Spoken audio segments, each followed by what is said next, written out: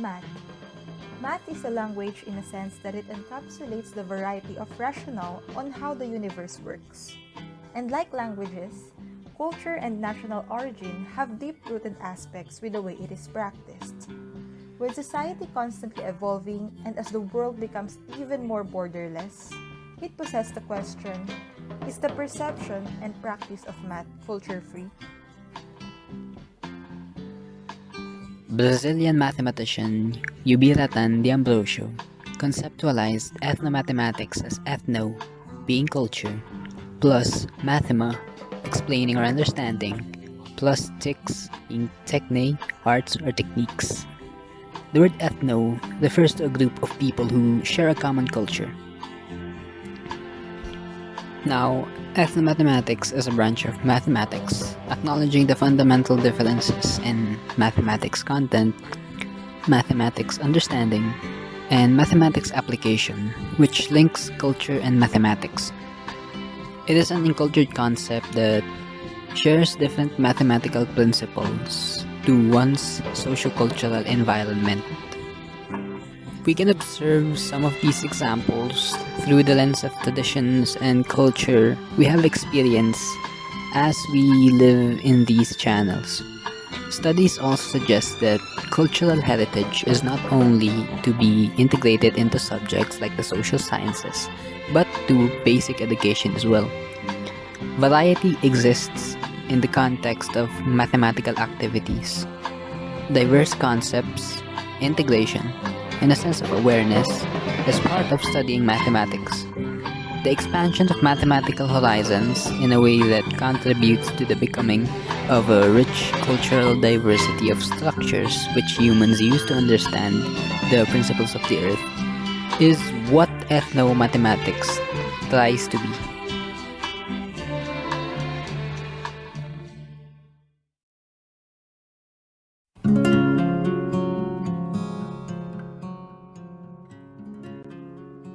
Research suggests connections exist between cultural symbols, representations, and cognitive imagery. According to Kantner MJ of Northern Illinois University, every culture has variations in the processes, notations, and symbols, and reproduces these standards in their educational structures. For example, the North American long division sign can be interpreted as the square root symbol to students educated in the Russo-Soviet tradition. When people practice specific cultures which have mathematical relations to it, one's understanding of these things becomes more deeper and cognitive as opposed to have theoretical knowledge to it. We recognize mathematical thought notions that in some way correspond to the label in our culture. Inclusion of a diversity of ideas brought by people from diverse cultural contexts gives confidence and dignity to students while allowing them to perceive a variety of perspectives in order to provide a base in which they are able to learn mathematics. People have developed unique, often distinct ways of mathematical knowledge that frequently were incorporated into cultural systems as diverse people interacted, immigrated, and created new contexts. This is most obvious in ways that diverse groups order, quantify, use numbers, incorporate geometric forms and relationships, measure, and classify objects.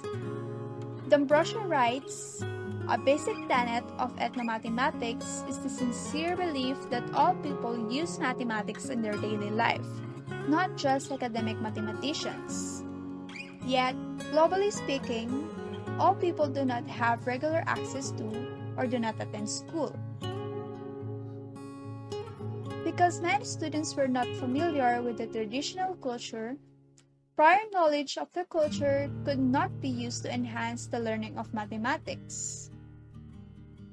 Groups in adult education sees little relevancy, meaning, or value in formal mathematics without proper channels that integrate the content included in various cultures. D'Ambrosio also claimed that only by deconstructing Eurocentric assumptions of universality will be able to achieve anthropological awareness of the fact that different cultures are capable of generating unique mathematical products and that mathematical culture is susceptible to change over time. Culture is not a problem to be solved in mathematics classrooms, but can be a resource for a problem solving.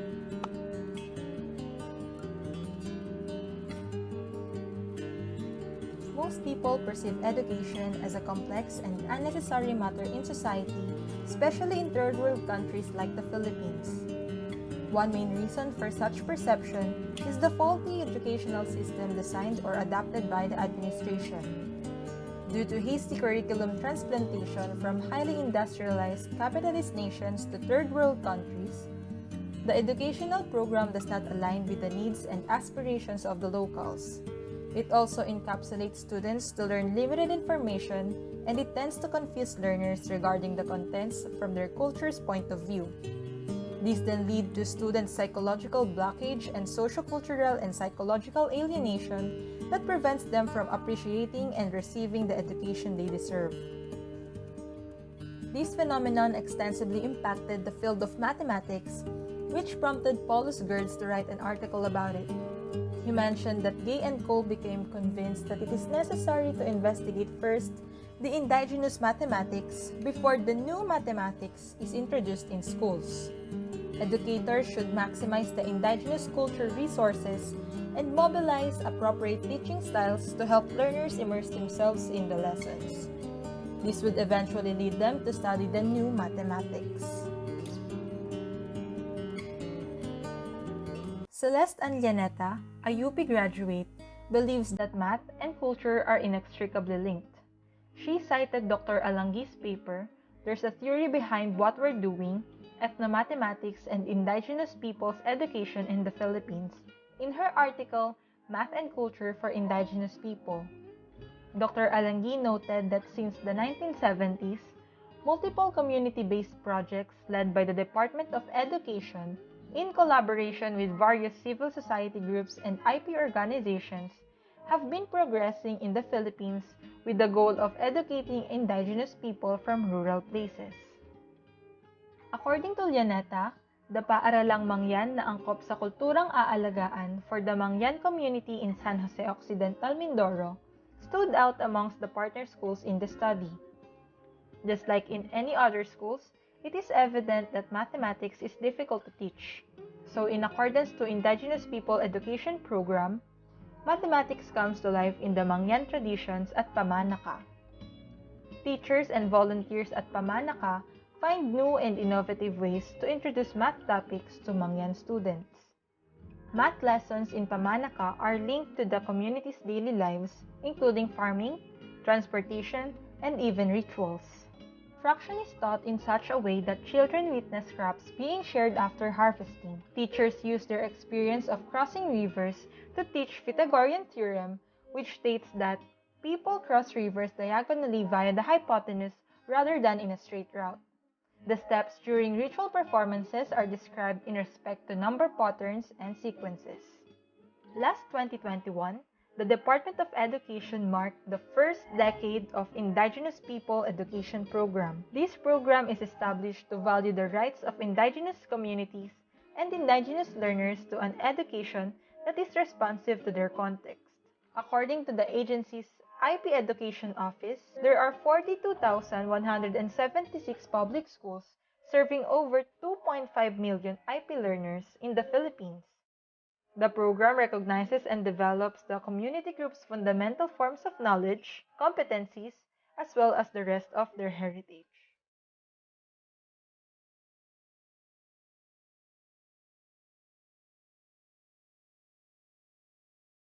There's actually no cheers in the Philippines. But since it's Americanized, cheers!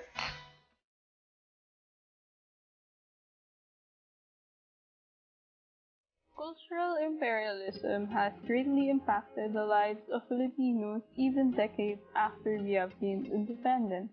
But why is it so? So let us take a step back first and define what cultural imperialism is. Cultural imperialism, according to Tobin, is the imposition of one usually politically or economically dominant community of various aspects of its own culture onto another non-dominant community.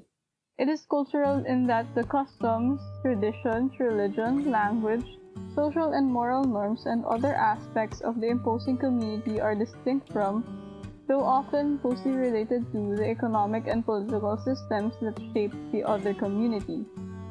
Basically, the goal of the dominant community is to change the culture of the less dominant community. The Philippines has suffered for over 3 centuries under the colonial rule of the Westerners, the effects of which are still seen to this day. The main medium of instruction in secondary and tertiary levels is English, and even our laws and justice system use English as well. So going back to the country's educational system, one of the goals of the K-12 system is to contextualize lessons to better suit Philippine culture and society. The implementation of this is questionable, with only select subject areas having contextualization, and unfortunately, mathematics is not included in this. The ineffectivity of math education is further strengthened by the country ranking significantly lower among the countries who took the Trends in International Mathematics and Science study in 2019. The math we recognize today as quote-unquote universal math has stemmed mostly from Western European culture. And for regions and indigenous groups who have their own counting systems and mathematics, transitioning into this type of math can not only be difficult, but history has shown that the use of this subject to enforce the trade, administration, and education of Western Europe towards these less dominant cultures. Take these problems from a colonial math textbook in Tanzania, for example. In Tanzania, where the main livelihood for rural areas are farming and agriculture, so learning about the scoring system of cricket is unnecessary and irrelevant. This question also imposes the foreign business practices and currencies in Tanzanian culture. As Bishop describes education system at the time, the mathematics curriculum of some schools was laughably and pathetically inappropriate. At worst, the mathematics curriculum was abstract, irrelevant, selective, and elitist, as indeed it was in Europe, and culturally laden to a very high degree. Another issue the country faces is how our national minorities, specifically the Lumad people, have been persecuted because of their educational system. The Lumad schools were created to reflect their culture, values, and beliefs, as the mainstream schools do not fit their needs. Velasco and Lavina write, many Lumad schools have suffered from discrimination in the mainstream schools, not only from their teachers or fellow students, but from a curriculum that does not reflect their cultural and historical context. Many times, Lumad students have lagged behind other students because, having Lumad languages as their mother tongues, they have had difficulty with the language instruction used in mainstream schools. Lumad schools were built to answer these needs, reflect the values, and embody the vision of the Lumad. The schools adhere to the Department of Education curriculum, but adapt this curriculum and their teaching methods to address the distinct socio-cultural context of the Lumad communities. Unfortunately, the students and teachers have been tagged as terrorists, and their schools have been forcibly shut down by the Department of Education, and Rodrigo Duterte himself threatened to bomb their schools. Their cultural heritage and educational system is under attack, and the irony is that the government is the primary source of this issue, even if they are, under law, obligated to protect these national minorities. As Filipinos, we should advocate for their rights and fight alongside them and listen to their stories. Math, for the most part, has not been effectively taught in the Philippines.